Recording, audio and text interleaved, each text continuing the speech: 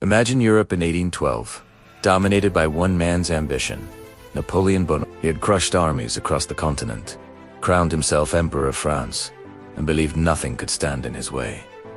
Yet, one nation refused to bow: Russia. Tsar Alexander the First rejected Napoleon's continental system. Furious, Napoleon prepared the greatest army Europe had ever seen and marched east toward Moscow. On June 24, 1812, Napoleon crossed the Neman River into Russian territory, leading the Grande Armée, perhaps over 450,000 men from many nations. They believed this would be a short, victorious march, but the vastness of Russia and an enemy who refused a decisive battle lay ahead. The Russian commanders avoided full-scale battle, retreating deeper into the country. As they fell back, they destroyed food, supplies, and shelters, leaving nothing for the invading army. Scorched-earth strategies stretched Napoleon's supply lines, and cold winds began to whisper warnings. In August, the first major engagement came at Smolensk.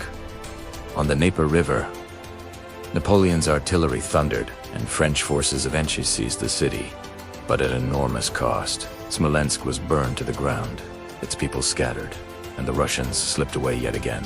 On September 7th, the campaign reached its fiercest battle at Borodino. 4 hours. Cannon fire and musket volleys echoed across open fields. Both sides were bloodied and exhausted. Napoleon won the field, but at a terrible price, and the Russians lived to fight another day. A week later, Napoleon entered Moscow on September 14th, expecting surrender, but the city was abandoned.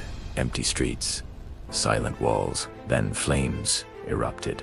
Fires raged through Moscow, depriving the French army of shelter and supplies. Napoleon had captured the city, but not victory. As winter approached, with no peace and no provisions, Napoleon ordered the retreat from Moscow in October 1812.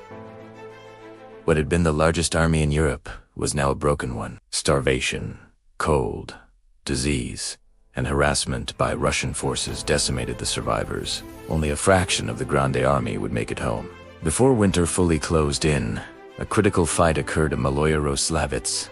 In October, Russian forces blocked Napoleon's hoped route back through richer lands, forcing him onto the devastated road. This meant further suffering and loss on the long retreat westward. In late November, the remnants of Napoleon's army reached the Berezina River.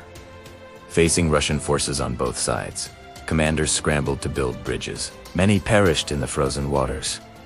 The crossing became a grim symbol of the retreat's horror. By the time the shattered remnants staggered out of Russia, the Grande Armée had lost perhaps 400,000 men, turning Napoleon's greatest military triumphs into his greatest disaster. Disease, starvation, freezing cold, and unrelenting pursuit had destroyed it.